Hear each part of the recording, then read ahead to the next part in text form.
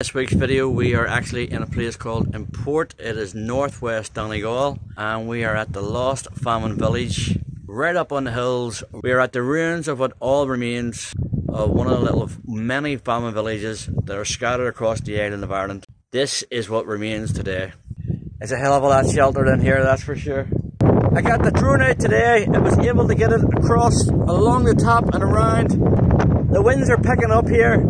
I'm not too sure if this microphone's even going to work. The fishermen that I was speaking to earlier on, they says that from tonight 10 o'clock there's a weather warning in place. Strong winds, heavy rain, all that good stuff. It's all coming this way. I think that's the start of that rain that was forecast. So I'm going to get off this mountain before the side of the mountain turns into a slippery dip and I end up getting caught up here.